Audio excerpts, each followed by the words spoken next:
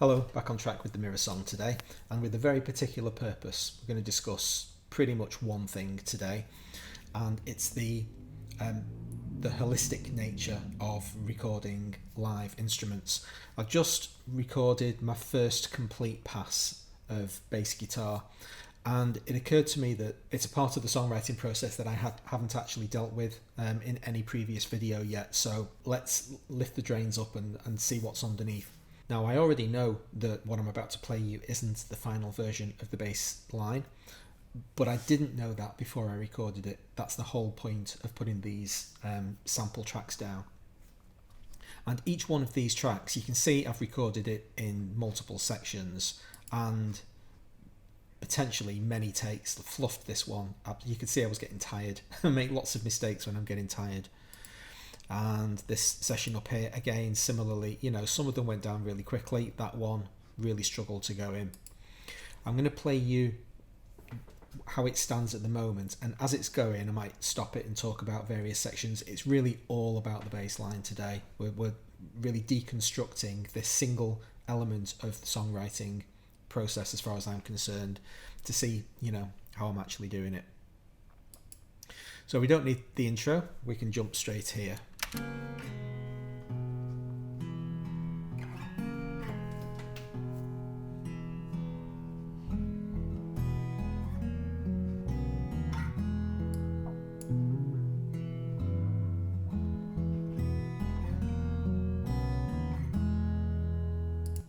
That phrase I am completely happy with. I think it's very highly likely that those will be the final notes. Now, there are two different aspects that we're looking at here. Looking at the performance, if I can capture a really organic, nice sounding performance, I will keep it. It doesn't have to be recorded all in the same session. I much prefer that it is, because there are so many environmental factors when you're playing a live instrument to the particular timbre of the sound, that it's much easier to actually glue them together again if they're recorded in the same session. But sometimes I'll find something where the note is just right and I'll keep it, and I'll then make efforts to make them sound good together. Now, this is a pretty easy phrase to play, but nevertheless they are the right notes and I'm really happy with them. So I'm really listening to the song breathe. How is the bass line gonna fit into the song?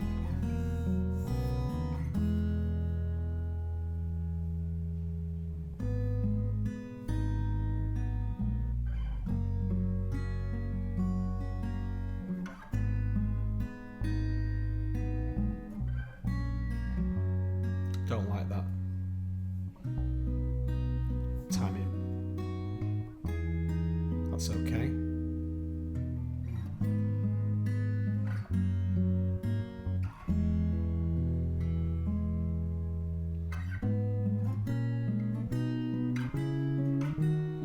Keep that, that's good. I like that little slide, and I like that step down.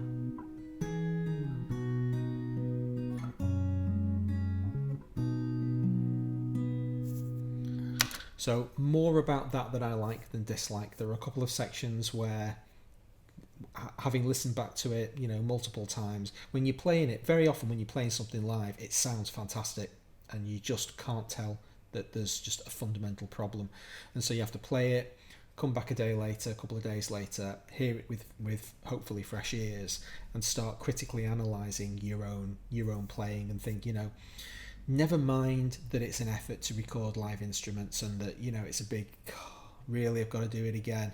Yeah, you do. It's pretty much unheard of that I record something and I'm just happy with it first time through.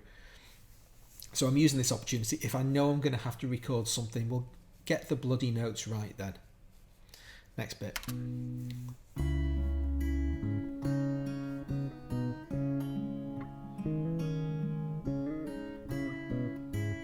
I really like all that. So that's strong. That's the best bit of bass line in the song, I think. I think it's just one of those happy accidents where everything just seems to work really well.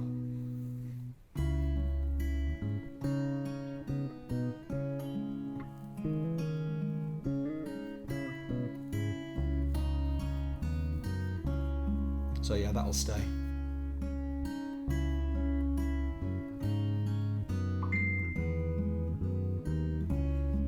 There's a dissonant note in there, or it's not necessarily dissonant, but it's kind of offending me. And once again, when I played it, I was really happy with it.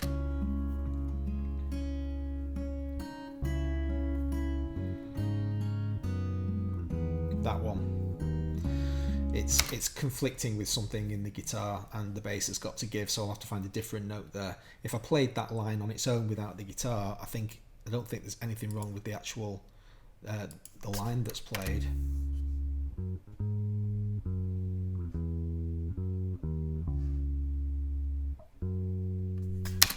So whatever the guitar's doing is clashing with it, and I could probably deconstruct them, but I don't really need to. Just now that I know that that's the wrong note, I'll go and find the better note.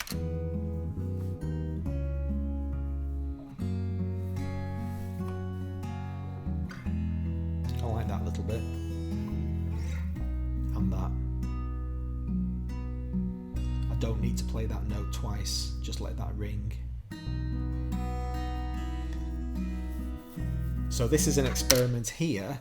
Usually I'll play something through, all the way through on these back on track episodes, but this time we're really deconstructing, so I think it's important to stop and analyze each section and try to figure out, what's my process, what's my thought process behind trying to tie together a 4.5 minute song. So the idea for this take, was that I wanted to play really, really minimally. Sometimes I'll record things and it feels great when I'm playing it because there's some funky lick going on, or something about the performance of it feels really good.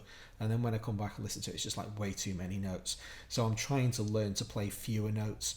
Now in this bridge, I think I've actually played too few notes and it needs more embellishment. But I'm more than happy to start with too few and add more than keep making the same mistake over and over again, which is typically I play too many.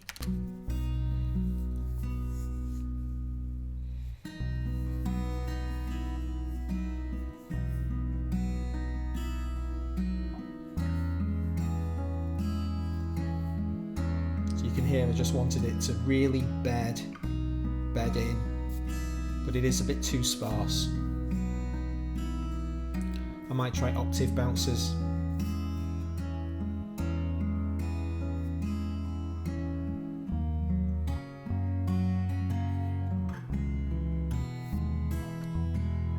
Felt great to play and doesn't play back well. There's something clashing with the guitar, and when you're playing it, you feel as if you're stretching the melodic structure, and isn't this fancy, but it doesn't work.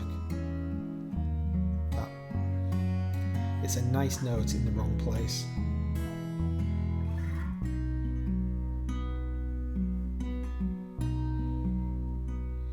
Second time through, I think maybe slightly more embellishment on some of the notes.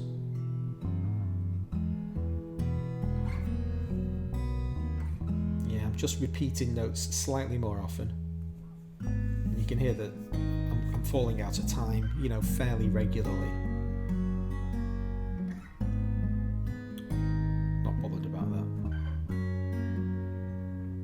I like that bit.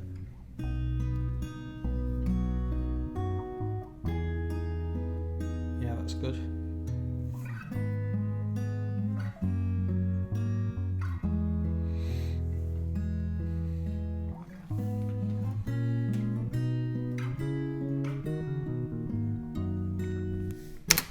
I'm really disappointed that doesn't sound better than it felt, because once again it's lovely to play. That little rundown, that little tinkling kind of waterfall thing just felt great.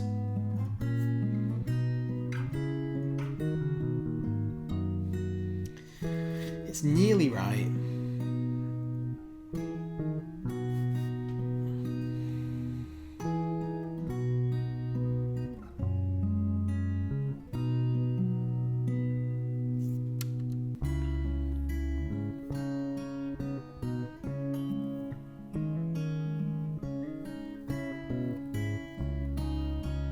You can tell I like that bit because I've played it exactly the same.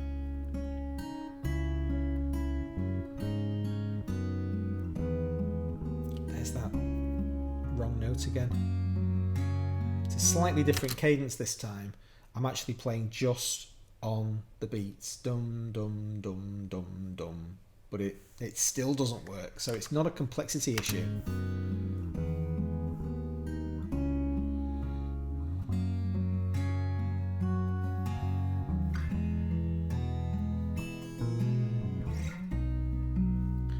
Undecided about that little trill at the end, whether it stays.